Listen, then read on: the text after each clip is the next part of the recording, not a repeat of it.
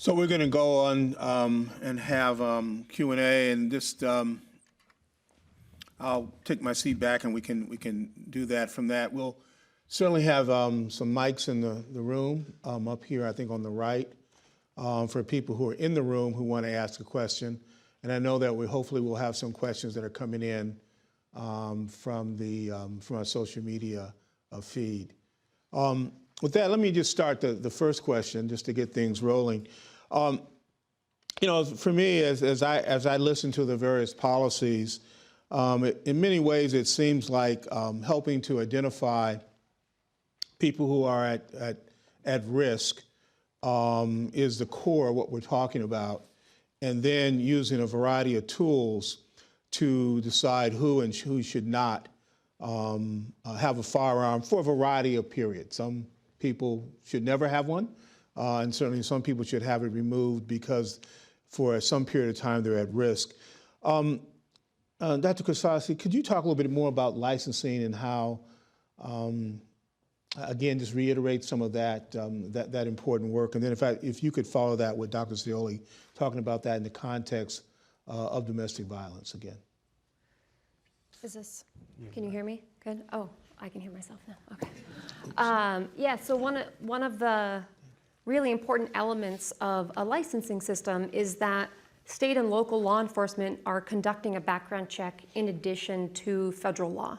So they have access to state records, local records for criminal prohibitions, but also mental health records that haven't yet perhaps been reported into the federal system. And so you have sort of a multi-layered approach to the background check system, and that interaction with law enforcement, sort of going in, submitting fingerprints, having that conversation, can change your relationship to purchasing that firearm. It's not the same thing as walking up to a garage sale or a pawn shop, or even going to a licensed dealer and just having the individual who is interested in selling you the firearm conducting the background check. So adding that extra layer of accountability, more records, more time, sort of better identify and screen out those people who have a risky condition or risky behaviors that we've decided they shouldn't own firearms.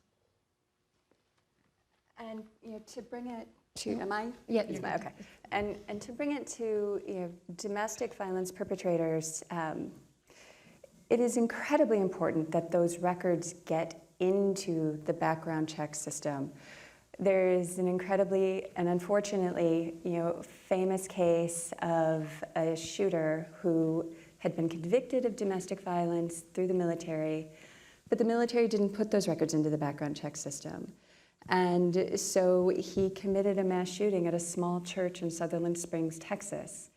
So just restricting somebody isn't enough. We need to actually make sure through that purchase restriction and purchaser licensing laws and through removing guns from those who already have them, that they don't have access to guns. If we don't work on implementation, then it's just words on a piece of paper.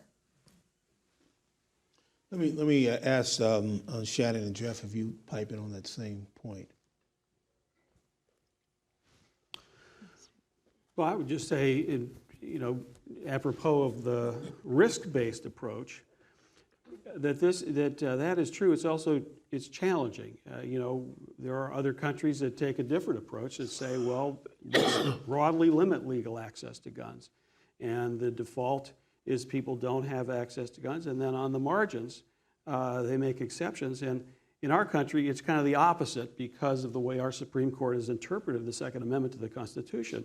So the default is people have this right, and we're talking about risk. We're actually talking about trying to identify people who pose such a high risk or category of individuals who pose a risk that it's justified to limit that person's Second Amendment right. And that's very difficult to do scientifically because the risk factors for violent behavior and misusing firearms are many, and they often are non-specific. They tend to apply to many more people who aren't going to do the thing you're trying to prevent.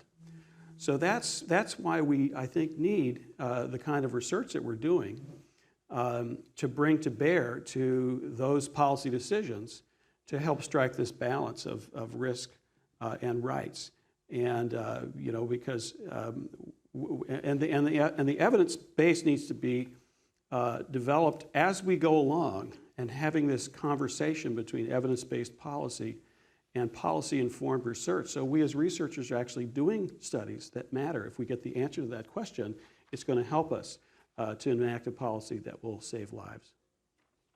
Yeah, and I would say that one of the most exciting things about extreme risk protection orders from my perspective is it gives us an opportunity to go further back in the trajectory of violence, right? So we don't need to wait for someone to be convicted of a crime in order for them to be ineligible to purchase or possess a firearm. We can look to our communities, we can look to family members, intimate partners, law enforcement, who are oftentimes on the front lines of seeing crises unfold, to say, you know what, this isn't a good time for this person to be owning, possessing a gun. Let's go to the court. Let's talk about what this crisis looks like from the perspective of a loved one, and assess whether it's a good time to temporarily step in and remove that person's ability to purchase and possess firearms. So what we're doing with these sets of policies is moving from, the licensing and registration, which really looks at an important indicator of risk with past criminal behavior, past criminal convictions. We're looking at domestic violence behavior, which is incredibly predictive of future violence, and thinking about ways to intervene through those behaviors. And then with extreme risk orders, we're looking at what family members and law enforcement, again, the people who are on the front lines of seeing these trajectories begin, have the authority to go to the court and, with a due process system in place, really make the case for why someone should be temporarily prohibited from purchasing and possessing guns based on dangerous behaviors. So we're getting more and more comprehensive with regard to how to, as Jeff likes to say, identify the many needles in a small haystack, as opposed to where we were maybe 5-10 years ago, and where we really didn't have a lot of those good risk factors at our disposal, or the tools to act once we identify those risk factors. So I think it's an exciting time in our country with regard to where the evidence has taken us and the opportunities for good policy. One of the interesting things, of course, is that we've had all these tragic mass shootings that have gotten the nation's attention. And one of the interesting things to me, and I think I hear that from every one of your presentations, when you do the look back, you always find, oh, we missed this or we missed that. And I know, Jeff, you don't like the term red flag laws, but, for us more colorful people like me, there was something we missed. And I think what I'm hearing is that we're learning a lot more about what those opportunities are and how we can narrow in on what those risks are, identify them, raise them to visibility, and then act on them. But it does require an infrastructure and a knowledgeable public and system to do that. Would you all agree on that? Absolutely. Yeah. Yes. Daniel, your issues around assault weapons. In the back room, we were talking about the challenges of actually identifying an assault weapon and the whole process of people's ability to buy them and how they buy them in sections. Can you talk a little bit about that, because you didn't bring that up in your talk? Well, one way to get around some of these restrictions, I should be clear again that the way assault weapons tend to be defined is based upon a set of characteristics. And what actually is the heart of our regulatory process is the sort of the guts of the firing mechanisms for the firearms. But you can now acquire these different components to make yourself an assault weapon, buying those parts separately now. And the manufacturers know that very well. The manufacturers have really, frankly, created a different environment to get around the type of restrictions that we've had on assault weapons. So I believe that is why we see the pattern of the findings that we see so clearly, that the bans that are based upon those characteristics have not had measurable impacts. I'm not saying they have none, but it's hard to identify it statistically. But the thing that you cannot sort of get around is the capacity of the ammunition feeding device or magazine. So, and that is, I think anybody who studies mass shootings and the role of firearms will say that its ammo capacity is really the most critical feature here. So unless you want to try to create an environment in which there are no semi-automatic firearms, which I don't think that's going to happen, the very logical and most impactful way we can address this is by restricting the ammunition in a given ammunition feeding device. Interesting, interesting. So the guts is a number of bullets. Yes, absolutely. There's a question over here. Good morning. We've had some great questions coming in on Twitter. The first is, they've talked about all these great policies that are working, but why aren't they being placed to effect everywhere? What's standing in our way? Jenny. Has a lot to do with the very powerful gun lobby. And they have been a dominant presence in making policy at the federal level, certainly, and in many states as well. And what's most troubling really is that we've compiled incredible amount of public opinion data. We like to say that gun control or gun policy is a highly controversial topic. The truth of the matter is that the most important policies that we're talking about, universal background checks, licensing, a lot of regulations over dealers, the domestic violence restrictions, the extreme risk protection order laws, all of them have incredibly high public support in both parties in terms of when you talk to the people. So I think the reason that we don't have this is purely a political problem, a structural problem that has to do in part with the great deal of influence that single issue lobby groups can have. But just on a hopeful note is I truly think that is changing. I've been studying this area for almost 30 years, roughly 30 years. And we've never been in a time with such strong grassroots support for addressing these weaknesses in our gun policy. So I do think, and we're certainly seeing in extreme risk protection order laws, domestic violence laws as well, a lot of policies are being enacted. So I'm optimistic. Right. Yes. Yeah, I would also add, I totally agree with Daniel's points, but for the last few years, mass shootings have really dominated the policy conversation. When a mass shooting happens, that's when people want to talk about policy solutions, particularly at the federal level.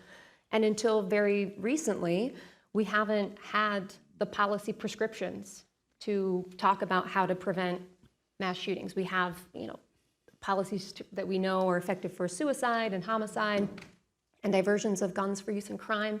But now with ERPOs and the emerging evidence we have on licensing related to mass shootings and domestic violence, the role of that in mass shootings, we're able to, when a mass shooting occurs, pivot to the larger burden of gun violence with these effective policy solutions. And I hope, given the broad public support and the effectiveness of these policies, that we can really start to see more movement forward.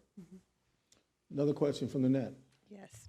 Our next question is, what communications or advocacy strategies do you recommend to help legislators, Republicans in particular, credibly counter their stakeholders' argument that the Second Amendment prevents popular firearm safety policies? So the excuse is the Second Amendment's in our way. I remember when that Scalia, talked about that. He was real clear that there were limits to the Second Amendment.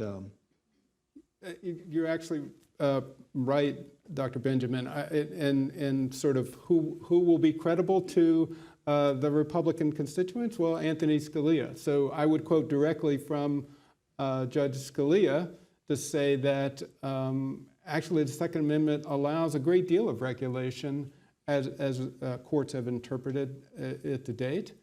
and that many of the policy prescriptions we're talking about really do not disarm law-abiding people. The whole Second Amendment issue, really the core of that is, are you going to take my gun away? And the policies and the evidence that we have available right now indicate that you can do that in a very narrow, legally defensible way that does not affect law-abiding citizens. So I think those are really the talking points, is looked at Judge Scalia to tell you about the Second Amendment, not the NRA, and that the policy prescriptions that really work do not disarm law-abiding citizens. Thank you. Did you want to comment on that? I just wanted to add, I agree with that 100%.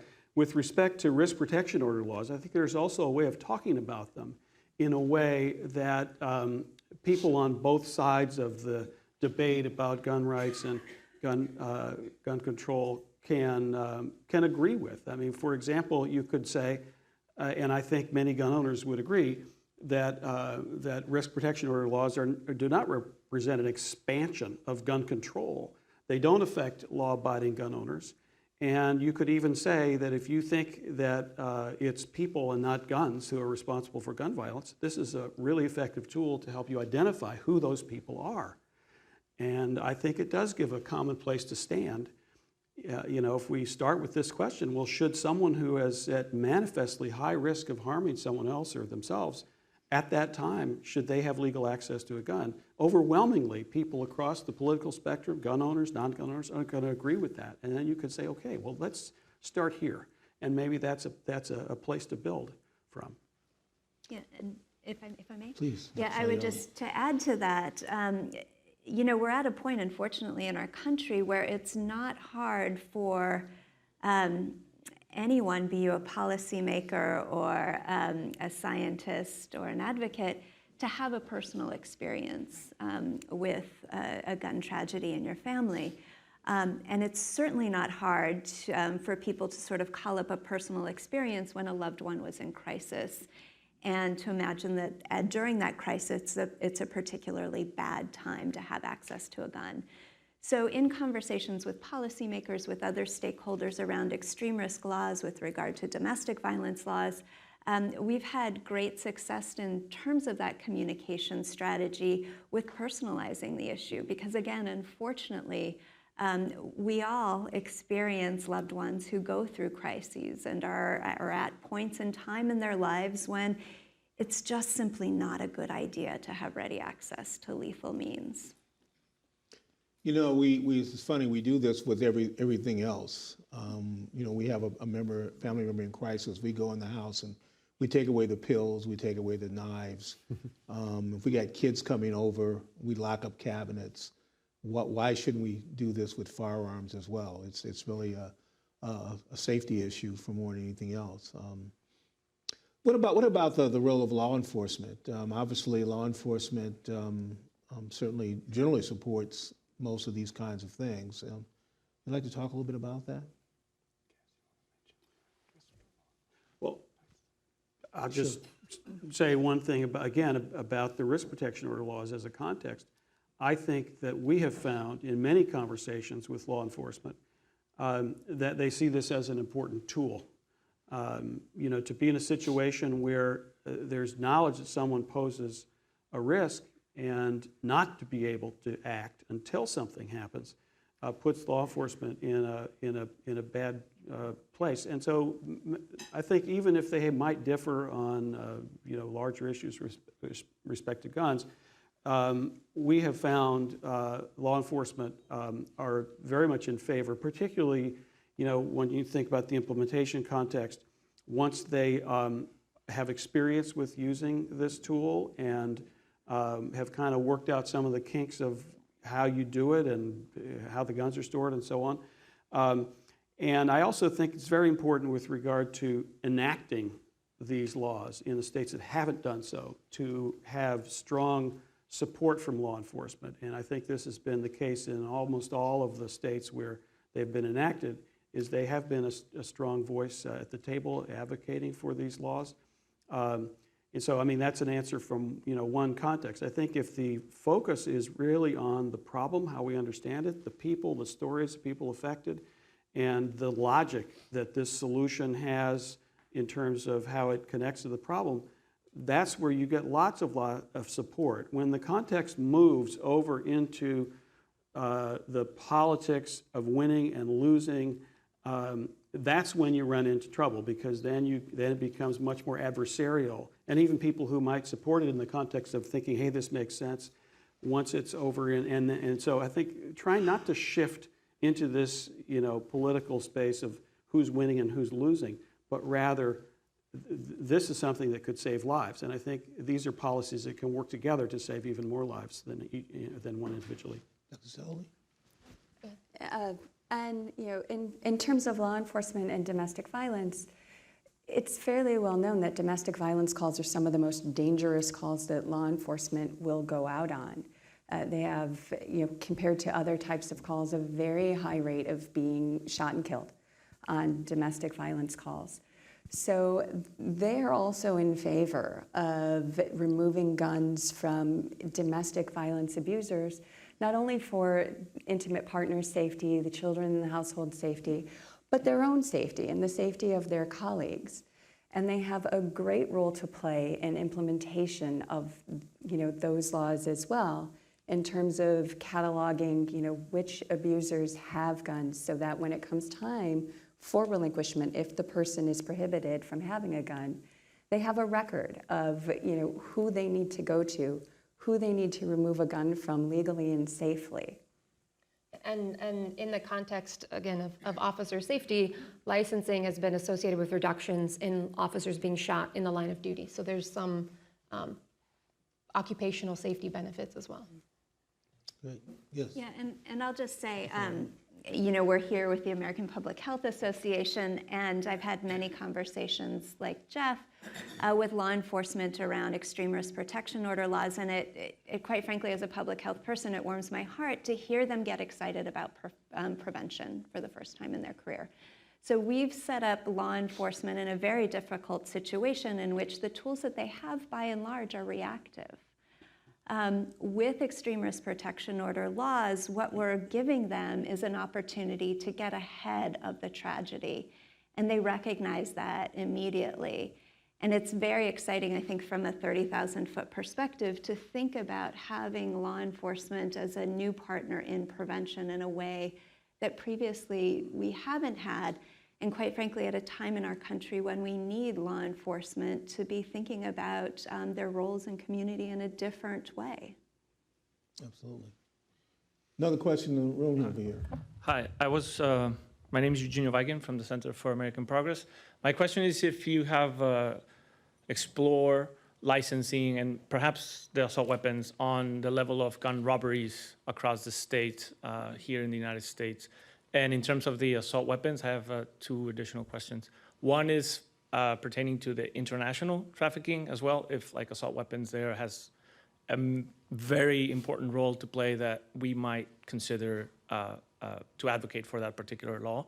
And if you are, when you say regulate assault weapons, you mean regulate them as we do automatic weapons right now, or what? If you could be more specific on that. Do you want to first talk about the robbery? The robbery issue first. Yes, so the vast majority of states don't require gun owners to report when a gun is stolen, and so sort of getting really good data on robberies can be challenging. I know that some researchers at Harvard have sort of done national surveys, and they've asked folks who have had guns stolen, et cetera.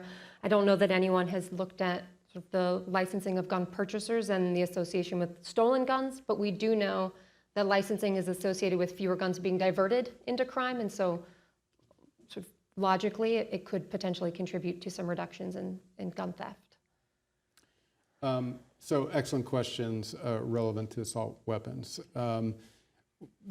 Clearly, assault weapons play a very important role in not only in mass shootings in our own country, they're actually having a very detrimental effect in Mexico, in Central America, and other countries guns that are made and initially purchased in the United States, because of our weak laws, are able to be trafficked to these other countries to cause enormous amount of harm. So we should definitely recognize that. The other reference, I think, had to do with regulating assault-style weapons in a way that we currently regulate fully automatic firearms. Dating back to the 1930s, there's a law that basically heavily regulates and restricts fully automatic weapons, and that would be a tool that we could consider certainly to address semi-automatic weapons as well. So I think, in essence, the policy choice before us that I think makes sense is either, not focus on the way we've banned them before because they're so easily get around them, but have stronger ways to regulate and restrict that require licensing, registration, taxes, those types of things. So that certainly is a direction for consideration as well. Okay. Let me every time we have one of these tragedies, that hits the news, because as you know, these tragedies are occurring each and every day in the nation. But the ones, when they hit the news, we all run to the mental health corner and say, boy, if we simply strengthen mental health services in this country, we will solve the firearm problem. Now, let's just recognize the fact that we have people with mental illness holding up beds in the hospital emergency departments, sleeping on the streets of our cities, tragically losing everything that they have. And we have not yet invested in mental health for those problems at all. But as soon as there's a shooting, we run to at least express a desire to do that. And then, of course, we don't. Can we talk about the role of both mental illness as a contributor to violence, and then let's talk about the benefit for those people who are mentally ill, since 60% of suicides certainly occur with guns. Well, I'll take a crack at that. That's something I've thought about quite for a long time, and I think what happens is that when there's a mass shooting, that's when we start paying attention to what actually is not just one, but two different public health problems that sort of intersect on their edges. The idea that this is all about mental health, if we could somehow fix the mental health system, that will reduce mass shootings or gun violence in general, is in part, I think, a dodge to not focus on issues regarding the role of guns in shootings and in violence. In part, it's kind of a scapegoating mechanism, because a mass shooting is so troubling, it's so irrational, it's so scary. We want a solution or an answer. Why does this happen? And mental illness is an easy out, and it resonates with what lots of people already believe, that mentally ill people are dangerous. But when we bring science to that narrative, we have to debunk it in one big way, which is that the overwhelming majority of people with serious mental illnesses like schizophrenia and bipolar disorder and major depression are not violent towards other people and never will be. And the majority of gun crimes are committed by people who don't have one of those mental illnesses. Now, with regard to mass shootings, it's easy to say, well, someone has to have been crazy to do that. That's not the act of a healthy mind.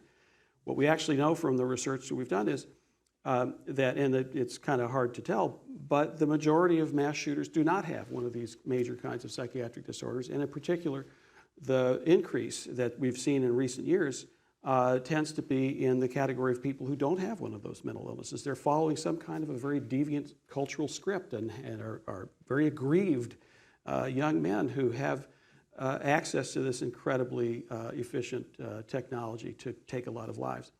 So there certainly is a problem with untreated mental illness in our country. The mental health system we have is fragmented, it's overburdened, it's under-resourced, and it doesn't work very well for lots of people. Tens of millions of people have mental illnesses in this country. And we do need to reform that system and invest in it. But that's a solution to a different problem. And I think conflating those two, it's very important to separate those issues. Now, suicide, of course, is responsible for 2/3 of the gun deaths, and mental illness is a strong vector in suicide.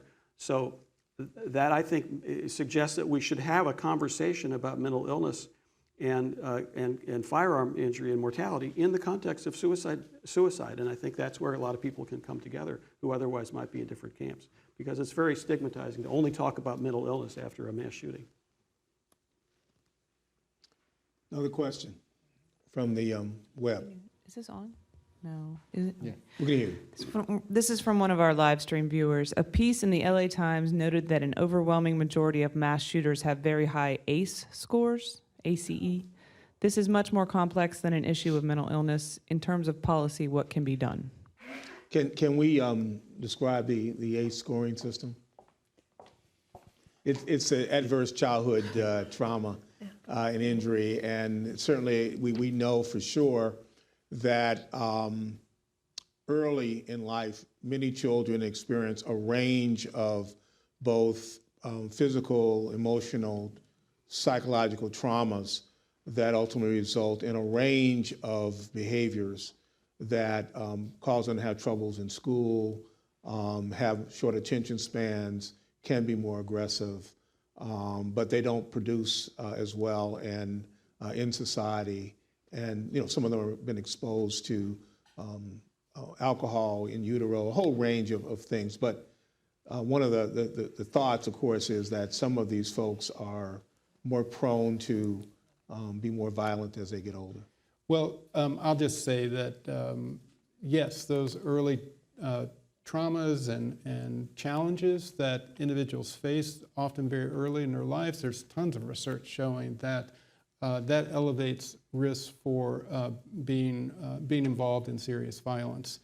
And so the violence both causes those traumas, right, and there's sort of a circular process here.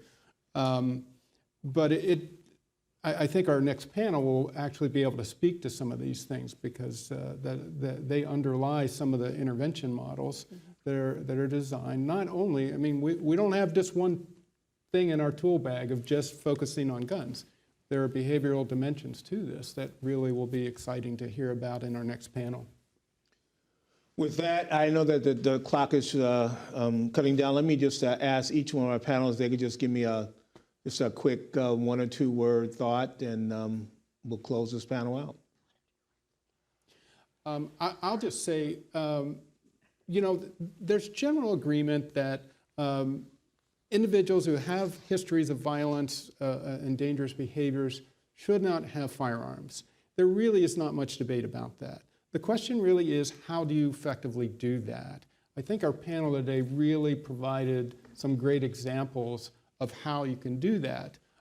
Licensing, without a doubt, we see so consistently playing this effective role in that fundamental thing that, again, is not debatable, right? We don't want people with histories of violence to have guns. So we have tools. We're expanding them with extreme risk protection order laws. And so basically, in my mind, it is, are we actually going to take this seriously? I feel like some of our policies are kind of just around the edges, and they aren't really investing in creating systems that actually achieve that critical objective, including the enforcement part. So that's the theme that I see, is there are policy tools that work. You can't do them on the cheap. You actually have to create systems that they work. Dr. Grafsowski, did you have any? I would just Final thoughts? add, as we've heard today and this morning, and we'll hear a little bit later, it's not one thing. Gun violence is not a one solution problem. It's going to take a multifaceted approach, and it can't just be policy. It has to be resource investment. It has to be individual and community level interventions as well as policy. Dr. Zeoli? Yeah, I would add to that the policies really do need to be implemented. We cannot stop with just the passage of the policies. And some of these are pretty difficult and complicated to implement. Relinquishment of guns for those who are now prohibited from having them can be complicated, but we have a number of communities that are getting it done safely and legally, and we need to look to those models. And I would say, looking to those models, there's no better way to do that than through research, than through rigorous research that can really light the way as to how we can be most effective with regard to our implementation and enforcement efforts. Dr. Swanson. So we're here today speaking to a debate at the national level that has come to the fore because of concern out of mass shootings. But every day that there's a mass shooting, 100 other people die all around the United States, and the circumstances are diverse. Suicides, domestic violence incidents, arguments gone bad between impulsive young men in the middle of the night who happen to have a gun. The problem is very complex and with lots of diverse factors, everything from downstream solutions to trying to remove access to a gun of a person in a moment of crisis, to moving way upstream and trying to figure out how we have healthier communities with fewer kids exposed to trauma who might grow up to be perpetrators. All of those things need to work together, and they're going to take a long time. There's not a way to wave a wand and suddenly make this problem go away. We have to, and I think all of us are in it for the long haul, and we hope that we've been able to communicate that today. Can you give our panel a round of applause?